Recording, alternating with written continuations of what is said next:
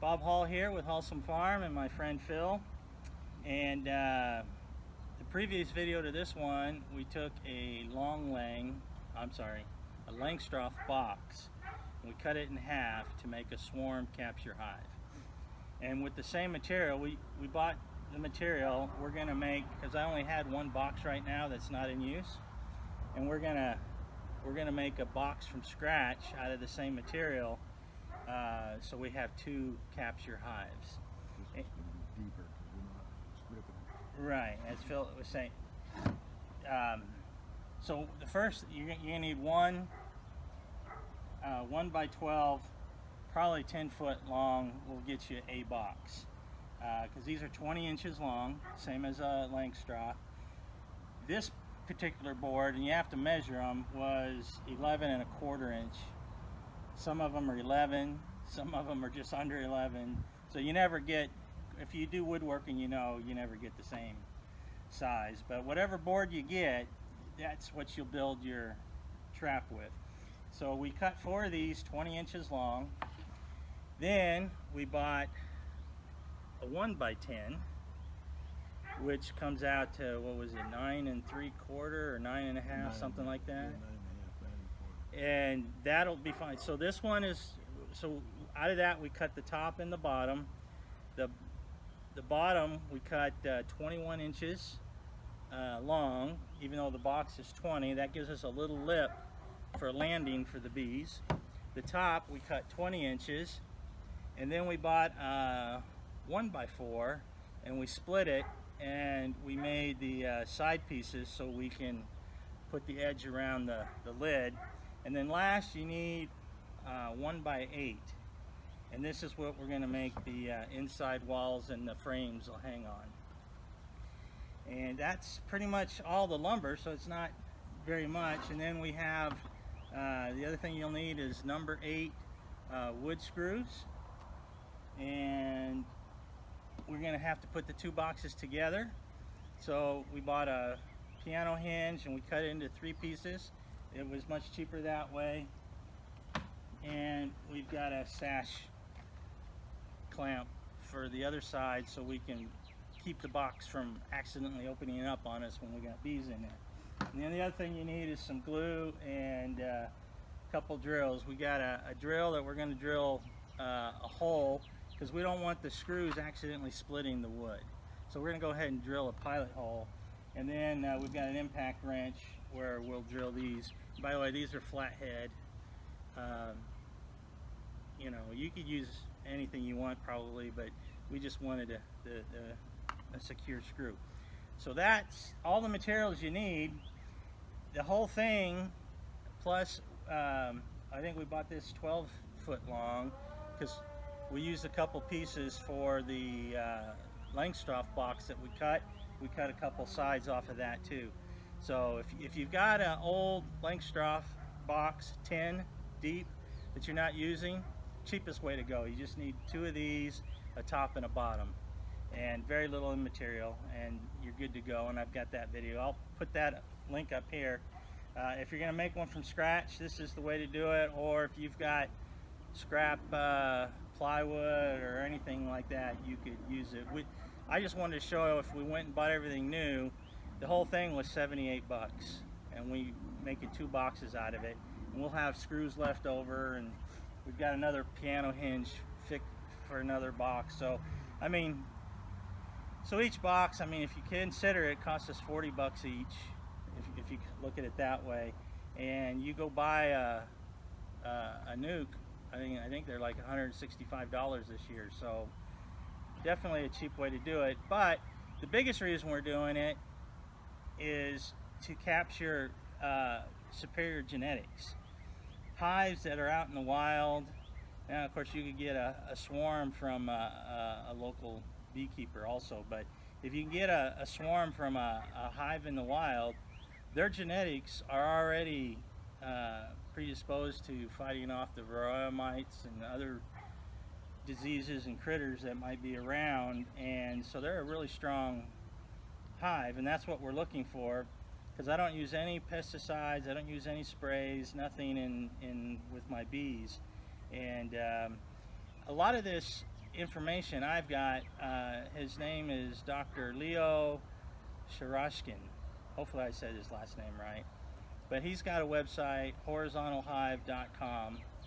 He's up in Missouri, and that's all he does. Well, I mean, he works and stuff, but I mean, for his bees, all he does is capture wild hives, and that's how he produces his honey and things. So if you get a chance to go to his website, extremely informative information.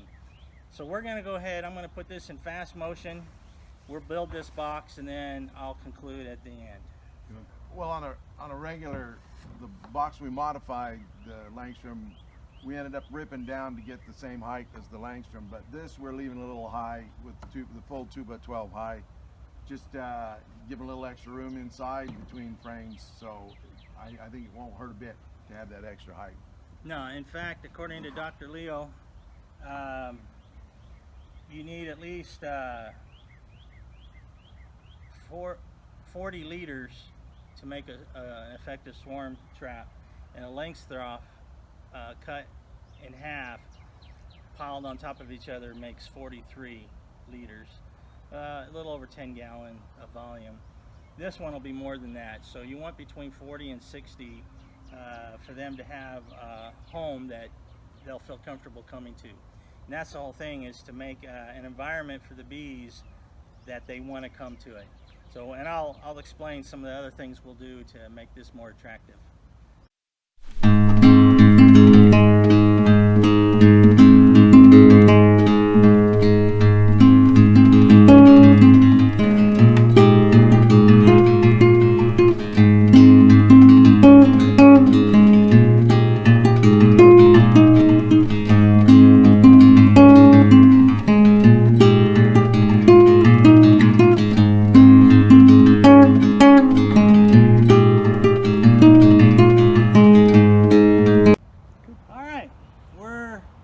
Almost done with the project. We just need to paint it, and when you paint it, you want to paint it a light color. White is good, yellow, pink, anything like that. Bees can see colors really well, so you want to do that. So I know everything was a fast motion, but there's the piece we made the lid with. Pretty simple. And even if you cut Langstroth in half, you still need to make the lid. And you make the bottom that we've got here, and we've got a piano hinge here, because you got to be able to get to the frames on top and bottom, and we've got a latch. So in this case, we just open the latch because we got the piano hinge. See, and the frames would fit right in there. You would take them out. This sits down, as you can see, it sits down there, and then you can remove these frames. So that's the box. Now, the best places to put these is if you know there's a path. Like here we have a mesquite tree that we know bees are attracted to, and if you can get around 10 feet or so up where maybe the trunk and a branch comes out to a V, you want to put the box right in there. And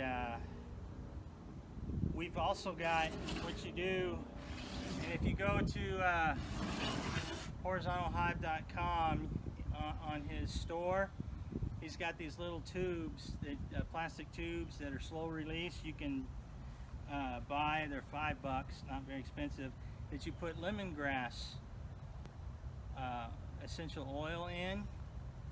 Put a couple of those in here, and that helps attract the bees, the scent. And then if you've got some older comb, especially black comb, where bees have been creating larvae for quite a while, put one or two of those in there, and some foundationless comb or frames, and that will all help to attract the bees. Now here's so if you do this around where you live, if you're within 3 miles of where you're going to permanently have the hive, you need to, once this box gets a swarm in it, you need to take it about 6 miles away and let it sit for 5 to 7 days. Of course, you leave it open, I duct tape it, or you could put hardware cloth wire here to close it off while you're moving it, but so that the bees reset. Otherwise, they're going to want to go back to where this box was. After about 5-7 days, you can bring it back, and what we're going to do, the next video should be showing us building some long langs, and we want to transfer these into some long langs, so that'll be next. But we had to build these because spring's the time that the bees start to swarm. And again, you want to go out there and get the better genetics so you don't have to spray your bees. Like store-bought honey, if you test it, it's going to have pesticides in it. And some of that, a little bit of it might come from people spraying around you and the bees picking some of that up in the pollen. But the majority of it's going to come from honey producers who go in and spray the hives for varroa mites and beetles and other things and diseases. They actually, through that process, weaken the hives, and they strengthen the bugs that they're trying to kill, because the strongest survive and they keep producing stronger and stronger. So it's a vicious circle. So if you can get a hive, especially one that's swarming from a wild tree, their genetics are already set to overcome the varroa mites and other things that are out there, because they've already been exposed to it and they've overcome it. Anyway, so you can use this box about, I don't know, 6-8 weeks out of the year, and then store it. This box should last, I don't know, maybe 12-15 years. You just put it out every year, and if you capture a hive, the more times you capture a hive in the box, the better the box will be to attracting bees to it. And if you get a good tree that you caught a swarm in, that's probably a good spot every year.